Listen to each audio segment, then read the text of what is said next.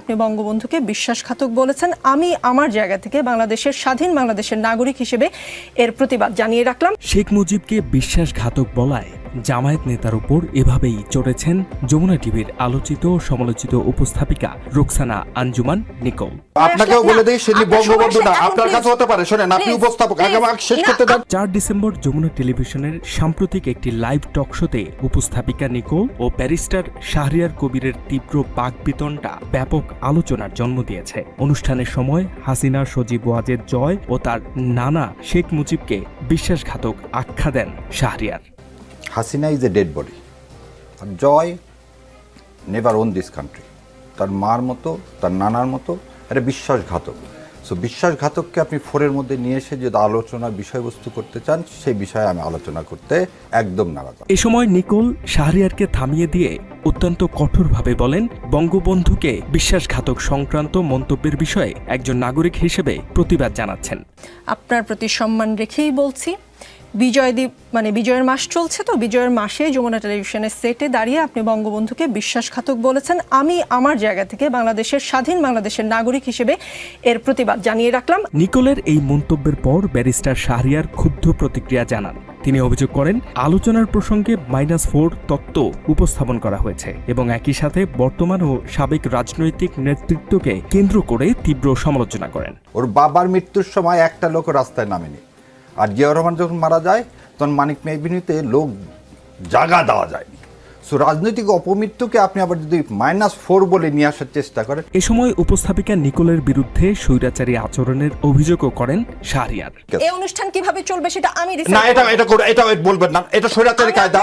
এই ঘটনার পরই আলোচনা সমালোচনার কেন্দ্রে রয়েছে বিষয়টি। গণহত্যাকারী শেখ হাসিনার পিতা ও বাকশাল কায়েম করে দেশের মানুষকে জুলুম করা মুজিবের প্রতি নিকোলের এমন মায়াকান্না নিয়ে সোশ্যাল মিডিয়ায় ক্ষুব্ধ প্রতিক্রিয়া জানিয়েছেন দেশের সাধারণ মানুষ সহ সামাজিক ও রাজনৈতিক মহলের ব্যক্তিবর্গরা। শেখ মুজিবুর রহমানকে নিয়ে অনেক মায়া দেখাইতেছে, কিন্তু আসলে ওকে বঙ্গবন্ধু বলতেই নারাজ আমরা। এর কারণ হচ্ছে জাতি ইতিহাস জানে, বাংলাদেশে যে 74-এ দুর্ভিক্ষ হয়েছে, ওই সময় দেশের মানুষ বাসন্তীরা জাল দিয়ে নিজের লজ্জা নিবারণ করে, আর বঙ্গবন্ধু নামক তিনি তার ছেলেকে স্বর্ণের মুকুট পরিয়ে বিবাহের আয়োজন করে। স্বাধীনতা পরবর্তী সময়ে শেখ মুজিবুর রহমান সাহেবের যে রক্ষী বাহিনী গঠন, এই রক্ষী বাহিনী গঠনের মাধ্যমে উনি বিরোধী দলের 30,000, বিশেষ করে জাসদের 30,000 নেতাকর্মীকে হত্যা করেছে।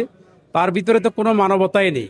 যেভাবে পেশিবাদের আমলে উনি আওয়ামী লীগদেরকে সুন্দর সুন্দর কথা বলে ওদেরকে কনভিন্স করতেন, উনি চাচ্ছেন আওয়ামী দোসরদেরকে আবার নতুন করে ওদেরকে উপস্থাপন করতে চাচ্ছেন এই দেশের মাটিতে।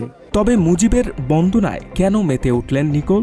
আপনি আইনমন্ত্রী, সব কথা জিজ্ঞেস করতেও আপনাকে ভয় লাগে, তারপরেও একদম ব্যক্তি জীবন নিয়ে কি আপনি কিছু বলতে চান? আমি নিজে থেকে প্রশ্ন করব না, কিন্তু প্রশ্ন করেন, আমার কি জানতে চান আমি বলবো। আমরা ভীষণ একজন অমায়িক মানুষ আমাদের স্বরাষ্ট্রমন্ত্রী, এবং এই যে দীর্ঘ প্রায় 1 ঘন্টা কথা বললাম তার সঙ্গে, আমার কাছে তাই মনে হয়েছে তিনি বেশ অমায়িক একজন মানুষ। আওয়ামী আমলের টকশোগুলোতে বেশ নমনীয় থেকে তেলবাজি করলেও বর্তমানে তিনি হয়ে উঠেছেন দেশের পক্ষের প্রতিবাদী কণ্ঠস্বর। সে সময় আওয়ামী লীগের তোষামোদি করে বিভিন্ন সময় পেয়েছেন পুরস্কার, ঘুরেছেন দেশ বিদেশ।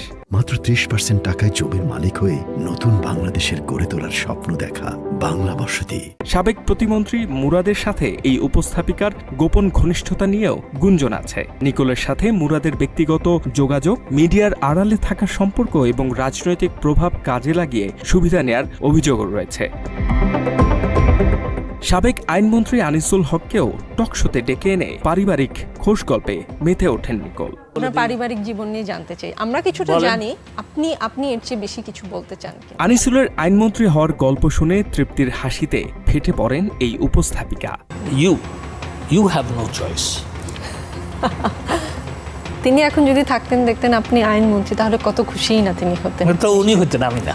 নিকোলের সাথে আনিসুল হক এবং সাবেক পররাষ্ট্রমন্ত্রী আব্দুল মোমেনের সাথে তোলা ছবিও এখন ঘুরপাক খাচ্ছে সামাজিক মাধ্যমে। এসব মাধ্যমের ব্যবহারকারীরাও মাপছেন তাদের সাথে নিকোলের সম্পর্কের গভীরতা। এদিকে 5 আগস্ট পরবর্তী সময়ে বিএনপি, জামায়াত ও এনসিপির নেতাকর্মীদের টকশোতে বিব্রতকর প্রশ্ন করে একের পর এক হয়রানি করার চেষ্টা করেছেন বিতর্কিত এই উপস্থাপিকা। এনসিপির মুখ্য সংগঠক হাসনাত আব্দুল্লাহকেও বিব্রত করার চেষ্টা করেছেন নিকোল। তবে হাসনাতের সৎ সাহসের সাথে পেরে ওঠেননি তিনি। স্কুল অফ এক্সিলেন্স, সেটা কেমন আমার 2টা চলছে? প্রতিষ্ঠান রয়েছে। জি আচ্ছা, আমি ওইটার কথাই জানি। এইটাই কি আপনার আয়ের একমাত্র মানে উপায় কিনা? না, আমি 2017 সাল থেকে ইনকাম করি। নিকোলের আওয়ামী প্রেমের প্রতিবাদ জানিয়েছেন অনুসন্ধানী সাংবাদিক ইলিয়াস হোসাইন, পিনাকি ভট্টাচার্য ও ডক্টর কনক সারোয়ার। যৌথ এক ফেসবুকে তারা লিখেছেন, যমুনা টিভি জুলাই আন্দোলন সহ খুনি হাসিনার শাসনামলে গুরুত্বপূর্ণ ভূমিকা রেখেছে, যে কারণে যমুনা মালিকপক্ষ নানাভাবে স্বৈরাচারের নিপীড়নের শিকার হয়েছে। সম্প্রতি এই প্রতিবেদনে একজন উপস্থাপিকা হাসিনাকে আপোষহীন নেত্রী বলে খালেদা জিয়াকে ছোট করার ধৃষ্টতা দেখিয়েছে। ওই পোস্টে আরও লেখা হয়েছে, নিকোল শুধু খালেদা জিয়াকে ছোট করেনি, একজন খুনির পক্ষে কথা বলেছেন, যে কিনা গুম খুনের সঙ্গে জড়িত। যমুনা কর্তৃপক্ষের কাছে রোকসানা নিকোলের বিরুদ্ধে ব্যবস্থা নেওয়ারও অনুরোধ জানিয়েছেন তিনি। এদিকে শেখ মুজিবকে দেশের প্রথম স্বৈরাচার হিসেবে মন্তব্য করেছেন বীর প্রতীক কর্নেল হাসিনুর। মুজিব 30,000 মুক্তিযোদ্ধাকে হত্যা করে দেশজুড়ে গুম খুনের রাজত্ব কায়েম করেন বলেও জানান তিনি। উনি প্রথম একজন ব্যক্তি পুরো দেশকে পাকিস্তানি অস্ত্রের মুখে ফেলে উনি ভাগুরা হয়ে গেছেন। আমি ওনাকে ভাগুরা রাজনীতিবিদ হিসেবে চিনি।